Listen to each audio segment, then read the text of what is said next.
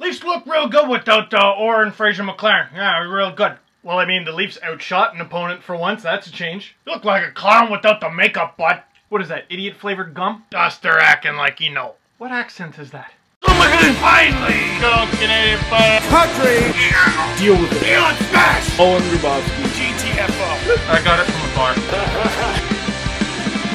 The playoff-bound Toronto Maple Leafs lose 5-2 to the Tampa Bay Lightning without Fraser McLaren or Colton Orr in the lineup. Now look, I'm not going to get into it other than, and I'm going to shock you, there has to be something to having Fraser McLaren and Colton Orr in the lineup. There has to be something to it that makes the Leafs better. That or Reimer's amazing, which he is, but I mean, maybe there's something to it. And when I saw Fraser McLaren and Colton Orr were benched for this game, I wasn't happy. I just went, oh no. Please win, please? Because no one's going to account for the fact that the Leafs have a playoff spot locked up. No one's going to account for the fact that the team's literally just been hanging out in Florida for the last few days. It's going to be they lost because two guys who play 4 minutes a night weren't there. And I have no problem with people being dumb. I'm dumb. It's people who are dumb that think they're smart. Yeah, keep beaking, you grocery stick mutt. What happened to your gum? I think I sat on it. Anyway, like I said, I don't want to get too much into it. There has to be something to having those two in the lineup.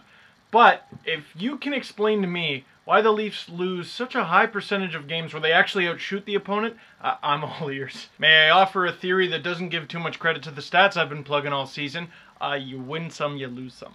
And against some of the lower teams in the league, you hopefully win more than you lose. Should have beat Tampa and should beat Florida. And speaking of Tampa, I want this to be what the video's about because it's been bugging me for a while. Martin St. Louis, undrafted, short little guy, goes on to win a scoring title and a Hart Trophy. He's 37 now, gets a hat-trick against the Leafs, takes over the NHL scoring lead, and is on pace to be the oldest ever scoring race winner in NHL history. And if you look at his numbers over the last 5 years, this isn't some weird season where he's doing really well and it's all because of Stamkos. His numbers have been good for a while. And with the Olympics coming up in Sochi, Russia, Canada has some ridiculous, relatively young forwards. Sidney Crosby, Jeff Carter, Ryan Getzlaf, Claude Giroux, who am I forgetting?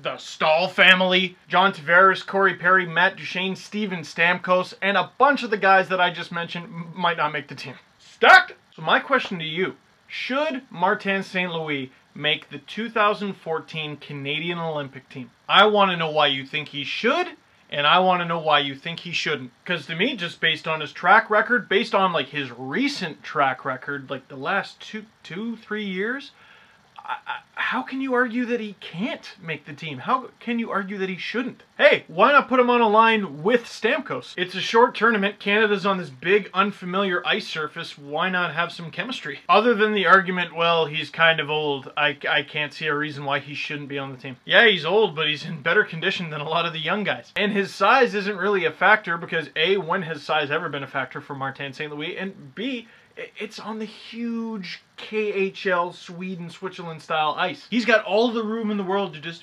play around. And you know, I did the highlights for their YouTube channel. I've been watching the KHL all year long.